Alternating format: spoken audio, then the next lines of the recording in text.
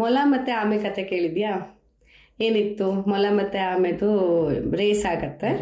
ಹಾಂ, ಆ ರೇಸಲ್ಲಿ ಮೊಲ ಫಸ್ಟ್, ಆಮೆ ನಿಧಾನ ಹೋಗ್ತಾ ಇರುತ್ತೆ, ಮೊಲ ಫಾಸ್ಟಾಗಿ ಹೋಗಿ ಅಂದ್ಕೊಳತ್ತೆ ಇದೇನು ಆಮೆ ನನ್ನನ್ನು ಹಿಂಗೂ ಸೋಲ್ಸೋಕ್ಕೆ ಸಾಧ್ಯ ಇಲ್ಲ ಅಂತ ನಿದ್ದೆ ಮಾಡಿಬಿಡತ್ತೆ. ಆಮೇಲೆ ಆಮೆ ಫಸ್ಟ್ ಬಂದುಬಿಡತ್ತೆ. ಸೊ ಇಲ್ಲಿ ಈ ಕತೆ ಕೇಳಿದ್ದೀನಿ.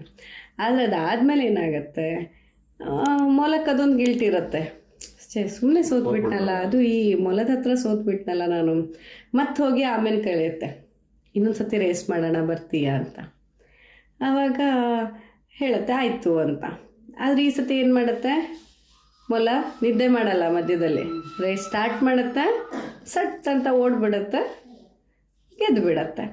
ಅಂದರೆ ಇಲ್ಲಿ ವ್ಯತ್ಯಾಸ ಏನಾಗಿದ್ದು, ಈ ಸತಿ ಅದು ಮೈ ಮರಿಲಿಲ್ಲ, ಈ ಸತಿ ಅದು ಅಹಂಕಾರದಿಂದ ಆಮೇಲೆ ಹಿಂಗೆ ನನ್ನನ್ನು ಸೋಲ್ಸತ್ತಂತ ಅಹಂಕಾರದಿಂದ ಆಲಸ್ಯವನ್ನು ತೋರಿಸ್ಲಿಲ್ಲ. ಫುಲ್ ಅಟೆಂಟಿವ್ ಆಗಿತ್ತು, ಫೋಕಸ್ ಮಾಡ್ತು. ಸ್ಟಾರ್ಟ್ ಆದಮೇಲೆ ಎಂಡ್ ಆದಮೇಲೆ ಮಲಗೋದಾದ್ರೂ ಯಾವಾಗ, ರೇಸ್ ಮುಗಿದ್ಮೇಲೆ ಮಲಗೋದು ಅಂತೂ ಓಡಿ ಮುಗಿಸ್ಬಿಡ್ತು, ಮೊಲಾಗಿತ್ತು.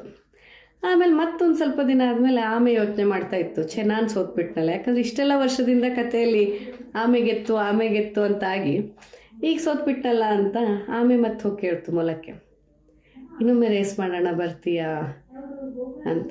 ಆವಾಗ ಮೊಲಕ್ಕೆ ಅಯ್ಯ ಹೆಂಗೂ ಸೋಲ್ಸಿದ್ದೀನಿ, ನಿನ್ನನ್ನು ಸೋಲ್ಸೋದು 2 ನಿಮಿಷದ ಕೆಲಸ, ಬರೋಕ್ಕೇನು ಅಂತ. ಅವಾಗಾದರೆ ಆಮೆ ಅಂತು, ಆದರೆ ಈ ಸಲ ನಾನು ಚೂಸ್ ಮಾಡ್ತೀನಿ ಎಲ್ಲಿ ಓಡೋದು ಅಂತ, ನಾನು ಡಿಸೈಡ್ ಮಾಡ್ತೀನಿ ಅಂತ ಆಮೆ. ಆಯ್ತಪ್ಪ, ಎಲ್ಲಿ ಯಾವ ಜಾಗ ಬೇಕಾದ್ರೂ ಸೆಲೆಕ್ಟ್ ಮಾಡು, ನಾನೇ ಗೆಲ್ಲೋದು. ಯಾಕಂದರೆ ಮೊಲಕ್ಕೆ ಗೊತ್ತಲ್ಲ ನಾನು ಫಾಸ್ಟು, ಮತ್ತು ನಾನು ಇವಾಗ ಆಲಸ್ಯ ಮಾಡಲ್ಲ, ಮೈ ಮರಿಯಲ್ಲ ಅಂತ ಆ ಮೊಲಕ್ಕೆ ಗೊತ್ತು. ಮೊಲ ಒಪ್ಪತ್ತೆ, ನೀನು ಎಲ್ಲಿ ಬೇಕಾದ್ರೂ ಸೆಲೆಕ್ಟ್ ಮಾಡು, ಯಾವ್ದು ಬೇಕಾದ್ರೂ ಸೆಲೆಕ್ಟ್ ಮಾಡು, ಯಾವ ರೂಟ್ ಬೇಕಾದ್ರೂ ಸೆಲೆಕ್ಟ್ ಮಾಡು, ನಾನು ಬರ್ತೀನಿ ಅಂತ. ಆಯಿತು ಅಂತ ಒಂದು ರೂಟ್ ಸೆಲೆಕ್ಟ್ ಮಾಡ್ತು. ಆ ರೂಟಲ್ಲಿ ಏನಿತ್ತಂತಂದರೆ ಒಂದು ನದಿ ದಾಟಬೇಕಿತ್ತು, ನೀರು ದಾಟಿ ಹೋಗಬೇಕಿತ್ತು. ಮೊಲಕ್ಕೆ ಎಲ್ಲಿ ಸ್ವಿಮ್ಮಿಂಗ್ ಬರುತ್ತಾ? ಇಲ್ಲ. ಸೊ ಏನಾಯಿತು, ಆಮೆಗೆ ಎದ್ಬಿಡ್ತು. ಆಮೇಲೆ ಮತ್ತೆ ಯೋಚನೆ ಮಾಡ್ತಾ ಇದ್ರು. ಒಂದಿನ ಇಡೀ ಕಾಡಲ್ಲೇ ಒಂದು ಇದು ಬರುತ್ತೆ, ಏನು ರೇಸು. ಆದರೆ ಇಲ್ಲೇನಿತ್ತಂತಂದರೆ ಜಂಟಿ ರೇಸು, ಇಬ್ಬಿಬ್ಬರು ಸೇರಿ ಮಾಡೋ ರೇಸು ಆಯಿತಾ. ಹಾಗಿತ್ತು, ಇಡೀ ಕಾಡಿನ ಎಲ್ಲ ಟ್ರೇಲ್ಸ್ಗಳು ಇದೆಲ್ಲ ಕವರ್ ಆಗ್ತಿತ್ತು ಅದರಲ್ಲಿ. ಸೊ ಆವಾಗ ಬೇರೆ ಬೇರೆ ಪ್ರಾಣಿಗಳು ಗುಂಪು ಮಾಡ್ಕೊಳ್ತಾ ಇದ್ವು. ಆವಾಗ ಆಮೆ ಮತ್ತು ಮೊಲ ಮತ್ತೆ ಮಾತಾಡುತ್ತೆ, ಈ ಸತಿ ಮತ್ತೆ ರೇಸ್ ಮಾಡೋಣ, ಆದರೆ ಈ ಸತಿ ಅಪೋನೆಂಟ್ ಬೇಡ, ಒಟ್ಟಿಗೆ ಮಾಡೋಣ. ಸೊ ಎಲ್ಲಿ ನೆಲ ಇದೆ ಅಲ್ಲಿ ನೀನು ನನ್ನ ಹೆಣ್ಣು ಮೇಲೆ ಕೂತ್ಬಿಡು, ನಾನು ಜೋರಾಗಿ ಓಡ್ಬಿಡ್ತೀನಿ. ಪುಟಾಣಿ ಮೊಲ ಅಲ್ವಾ, ಫಾಸ್ಟಾಗಿ ಓಡ್ಬಿಡತ್ತೆ. ಹಾಗೆ ಎಲ್ಲಿ ನೀರು ಬರುತ್ತೆ ಅಲ್ಲಿ ಮೊಲ ಆಮೆ ಮೇಲೆ ಕೂತ್ಬಿಡತ್ತೆ. ಈಗ ನಾವು ಫ್ರೆಂಡ್ಶಿಪ್ಪಲ್ಲಿ ನಾವು ಜಂಟಿಯಾಗಿ ಹೋಗ್ಬಿಡೋಣ ಅಂತ ಡಿಸೈಡ್ ಮಾಡುತ್ತೆ. ಹಾಗೆ ಹೋಗಿ ಎದ್ದು ಬಿಡತ್ತೆ. ಅಂದರೆ ಇಲ್ಲಿ ಅರ್ಥ ಏನಂತಂದರೆ, ಜೀವನ ಅನ್ನೋ ರೇಸಲ್ಲಿ ನಾವು ಗೆಲ್ಲಬೇಕಂದಾಗ ಯಾವಾಗಲೂ ಎಲ್ಲರೂ ಒಂದೇ ಥರ ಅಂತಲ್ಲ, ಅಥವಾ ಫಾಸ್ಟಾಗಿದ್ದವರೇ ಎಲ್ಲ ಸತಿ ಗೆಲ್ತಾರೆ ಅಂತಲ್ಲ, ಸ್ಲೋ ಇದ್ದವ್ರು ಎಲ್ಲ ಸತಿ ಸೋಲ್ತಾರೆ ಅಂತನೂ ಅಲ್ಲ, ಅಥವಾ ಸ್ಲೋ ಇದ್ದವರೇ ಎಲ್ಲ ಗೆಲ್ತಾರೆ ಅಂತನೂ ಅಲ್ಲ. ಜೀವನದ ರೇಸಲ್ಲಿ ನೀವೆಷ್ಟು ಆಲಸ್ಯತನವನ್ನು ಮರ್ತಿದ್ದೀರಾ ಅಷ್ಟು ನೀವು ಗೆಲ್ತೀರಾ. ನೀವು ಸ್ಲೋ ಇರಲಿ ಫಾಸ್ಟ್ ಇರಲಿ, ಆಲಸಿ ಇರಬಾರ್ದು, ಅದು ಮುಖ್ಯ.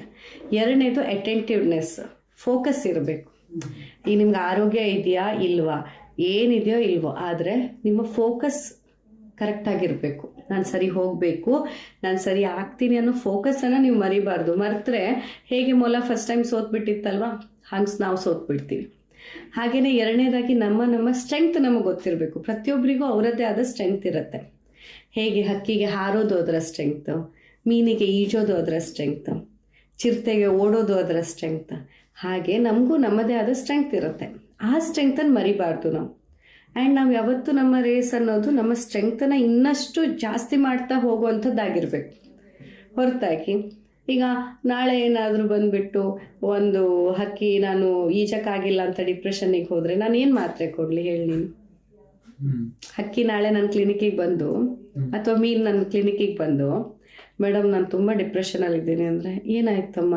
ಇಲ್ಲ ಮೇಡಮ್ ನಂಗೆ ಹಾರಕ್ಕೆ ಬರಲ್ಲ, ನನ್ನ ಫ್ರೆಂಡಲ್ಲಿ ಗಿಡದ ಮೇಲೆ ಮೇಲೆ ಮೇಲೆ ತನಕ ಹಾರತ್ತೆ, ಆಕಾಶದಲ್ಲೆಲ್ಲ ಹಾರಾಡ್ತಿರುತ್ತೆ ಅಂತ ಆಗಿದ್ರೆ ನಾನು ಆ ಮೀನಿಗೆ ಏನು ಮಾತ್ರೆ ಕೊಡಲಿ ಡಿಪ್ರೆಷನ್ನಿಗೆ?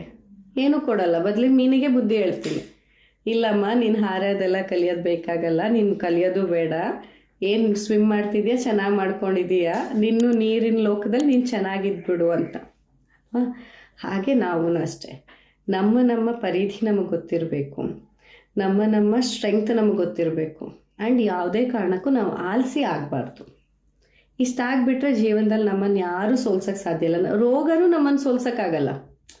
ನಾನು ಆಲಸಿ ಅಲ್ಲ ಅಂತಂದರೆ ಎಂಥದೇ ದೊಡ್ಡ ರೋಗ ಇರಲಿ, ಆ ರೋಗ ನನ್ನನ್ನು ಸೋಲ್ಸೋಕ್ಕೆ ಸಾಧ್ಯ ಇಲ್ಲ. ಸೋಲ್ಸೋದು ಯಾವುದು? ನಮ್ಮ ಆಲಸ್ಯ ಮತ್ತು ನಮ್ಮ ಸ್ಟ್ರೆಂಗ್ತನ್ನು ನಾವು ಮರೆಯೋದು, ಅದೆರಡೂ ನಮ್ಮನ್ನು ಸೋಲ್ಸೋದು.